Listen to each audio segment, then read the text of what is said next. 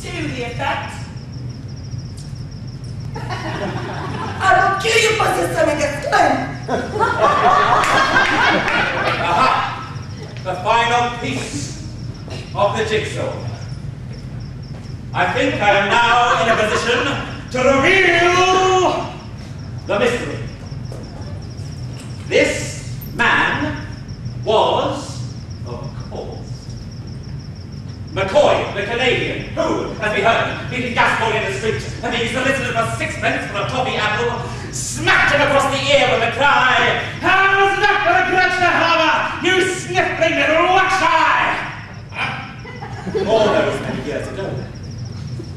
Gascoigne bided his time, but in due course made his way to this house, having on the way met in the neighborhood a simple, oh, and yet ambitious girl from the continent.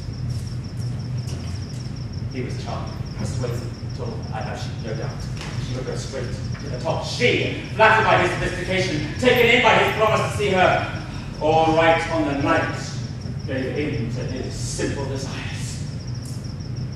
Perhaps she loved him. We shall never know. But in that very hour, the very hour of her promised triumph, his eye fell upon another. Yes, I refer to Lady Cynthia Muldoon. Oh, you never caught sight of her. He was in her spell, captivated by her beauty, willing to sacrifice anything, even you, Felicity Cunningham. It was only today, finding him here, that you learned the truth. There was a bitter argument, an argument which ended with your promise to kill him, a promise which you carried out in this very room. And I must warn you now that everything that you say, It doesn't make sense. And who, then, is it possible that the same man who killed Simon killed McCoy? Why any of us want to kill a perfect stranger? Perhaps he was not a stranger to one of us. but Simon was the madman, wasn't he? We only have your word for that, Inspector. As a matter of fact, we only have your word for a lot of things.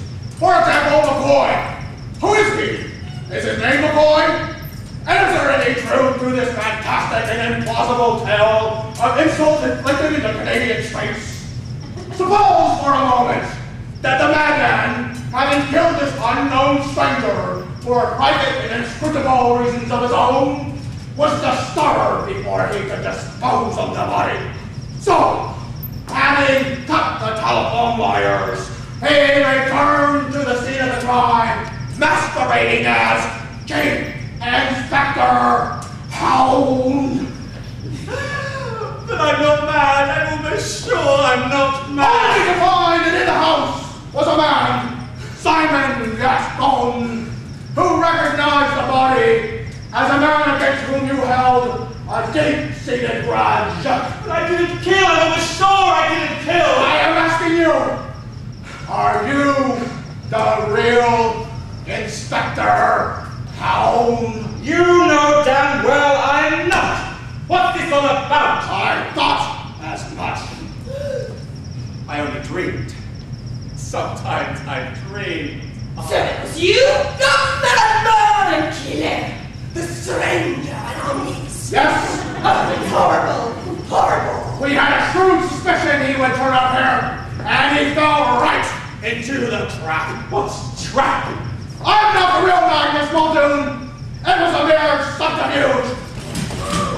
And I now reveal myself as...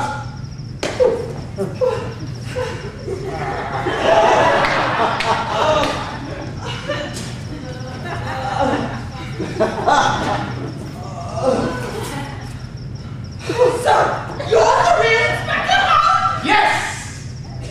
Puckeridge! Stand where you are, or I'll shoot! Puckeridge! It was you that killed Higgs! Birdwood, he tried to tell me.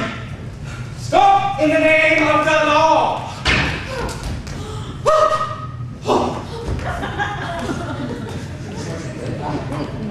So you are the real Inspector Hound? I've waited a long time for this.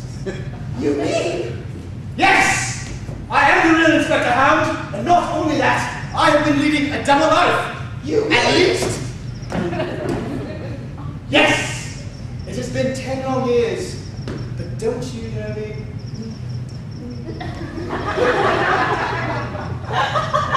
Albert? Yes! Oh, it is me, Albert! He lost his memory and joined the force, rising by merit to the rank of instructor. His past blotted out until fate brought him back to the home he left behind. Back to the beautiful woman he brought here as a girlish bride.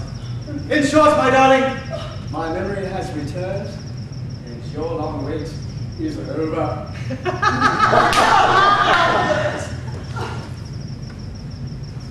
Puckeridge! You cunning bastard!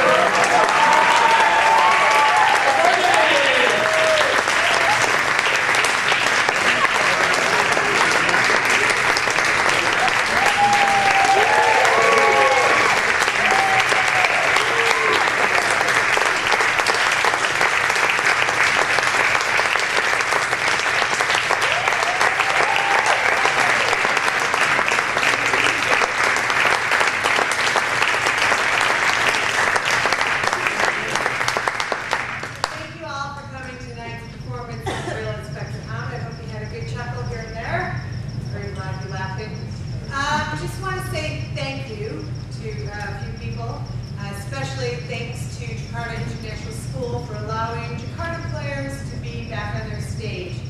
It's been a long time, and this isn't something that's permanent, but it was very kind of Mr. Tim Carr and Christoph Henry and all the other JIS people that helped us, Mr. Boots, get this performance here, and so they deserve it.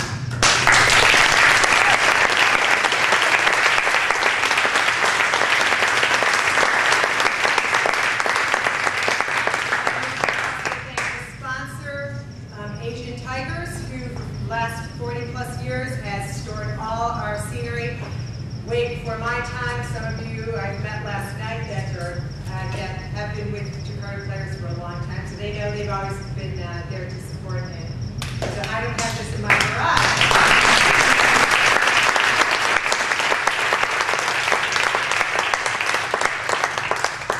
One of the things about Jakarta players is we are a true community theater, and we want everybody to be part of it. You do not have to have theater experience. You do not have to have anything but a good sense of humor and a lot of energy, and willing to deal with a lot of screaming directors and producers. So that's all, but we really would encourage anybody to join. We actually do train and teach people. Some of us have been in theater professionally, semi-professionally. You just need to have a love for it. In fact, one of our sound guys, our backstage manager, we have a couple of theater students, or students here from JIS who have never done anything before in the theater, and they were part of it. And like the show, they helped make it work. So I applaud them.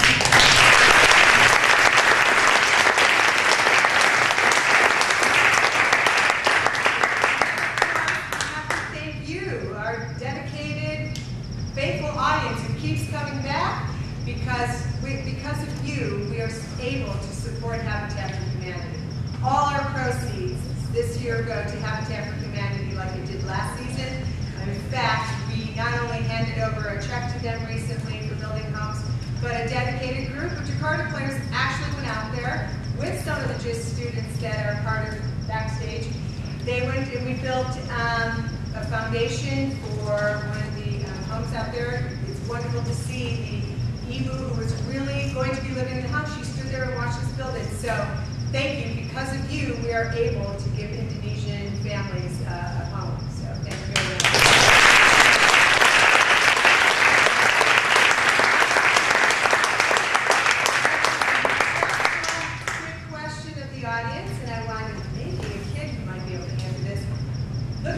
Who do they look like?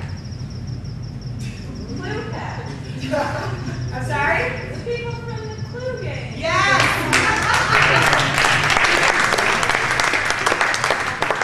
Did you notice anything else?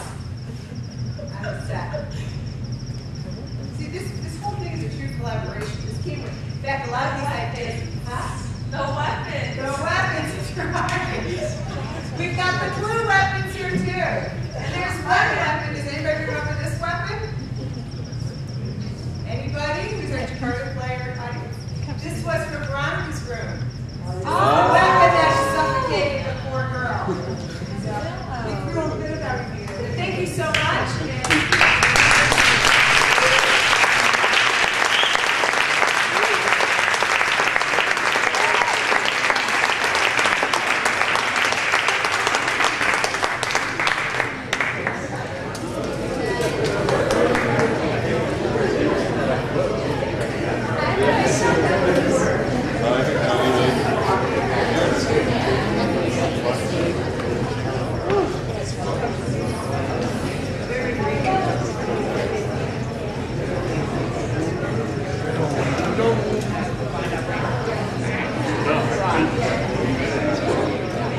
Thank you.